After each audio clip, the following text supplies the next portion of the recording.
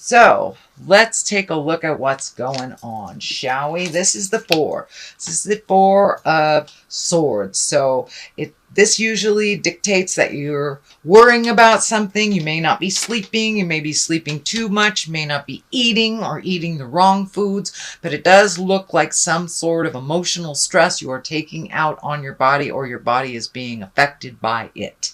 It does look like 1 to 2 things are being resolved. So just take things one at a time, Aries, and then you can accomplish them to completion. I mean, you can resolve them to completion, but it does look like either eating or sleeping is being affected by your stress. What is crossing you is the happy family. So this kind of tells me that you may be having a lot of emotions around the family. The dynamics may be changing.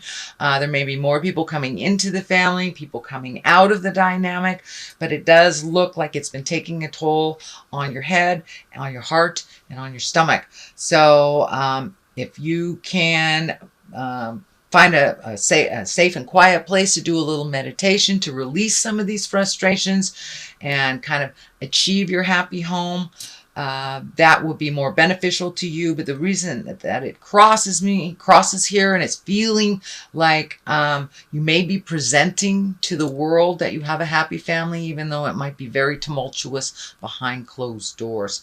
So see if you can resolve some of those things to completion, and that you will probably have a better experience once you have resolved these things. The 10 is the ending of something. So it does look like you're trying to achieve balance in your family, as well as happiness in your heart. Okay, so it does feel like there may be a relationship that is problematic here. This is the Four of Wands, and wands are action, action. They're just action and movement. This is joyfulness. This is getting together with your friends, people you trust, people that you don't have to put on airs for. Whether you're having a good time in your house or not, they will have no opinion on that other than they love you. And they want you to grow and change into your greatest self. But it does look like you are having more and more collectives with either girlfriends or meetings or things that help you smile from this, because this situation is kind of laying heavy on your heart. What is in the past is the Queen of Swords. And you know, queens are very exalted creatures. If it is a woman, it can stand for someone that's over 40 or very wise, Aquarius, Gemini, or Libra. But Queens of Swords can also stand for your intuition, your creative and mental acuity, how keen you are, and your communication. So it does feel like, make sure that your communication is noble and clear, and it's not cutting. It's not nasty, but it does look like some very important communication has come up, and it feels like it's a one-on-one communication. It feels like, you know, someone that is very strong in your heart. It could be your life partner or a child, parent, something like that. But it does look like some communication has just happened that was really important to shift awareness, to either create, you know, happiness or freedom. But it does feel like a shift in your awareness has just happened. Sorry, my dog is like tickling the cards here. That's Becca the Wonder Dog. She says hi. Anyway, Ace of Cups is here. This is can be the love card. This can be the opening your heart to new love, and it can be the soulmate card as well. But it does feel like something is shifting in your love space. You know, if you are in a committed relationship, it does feel like you have made some changes for the better for both of you, however that looks, whether together or apart. And for those of you who are not in relationship, it does feel like you are ready, willing, and able to open your heart and accept love in your heart. But it does look like things have kind of been the same for a long time. And this change really, really needed to happen probably a long time ago.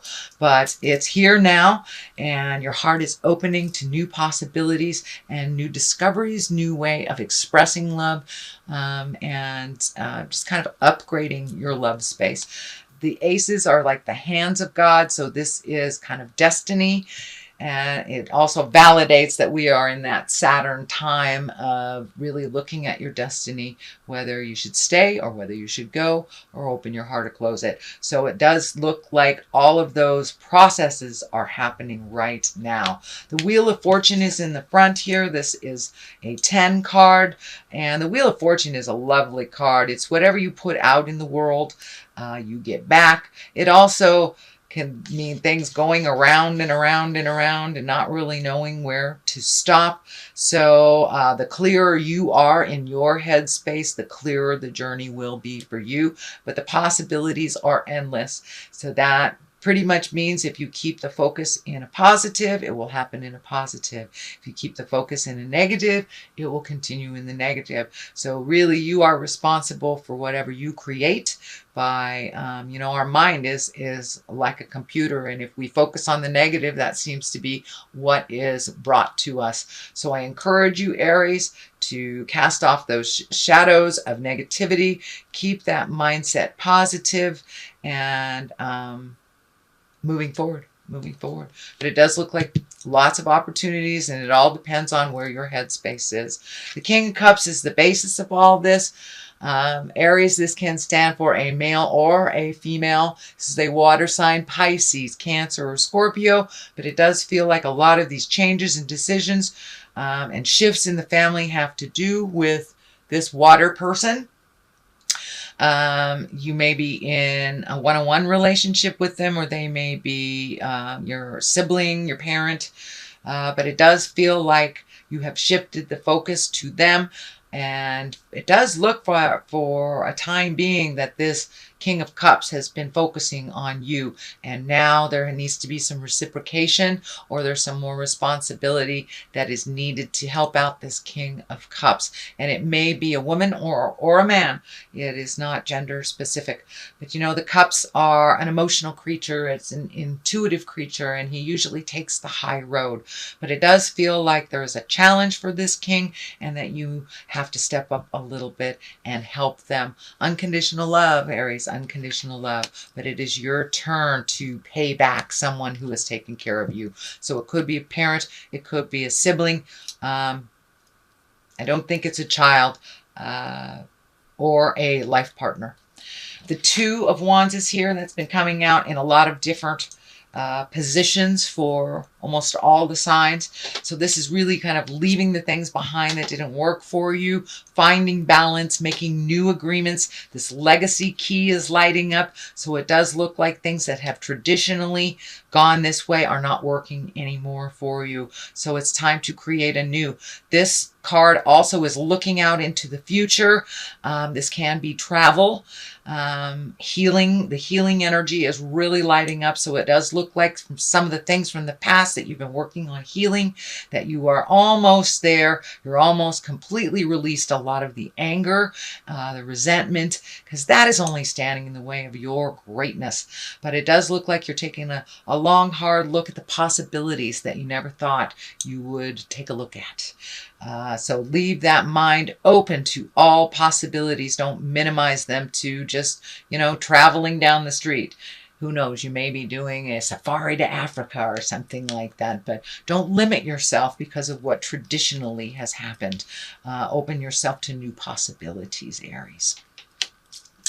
So this is the Four of Cups. So it does look like you have been a little disappointed in love.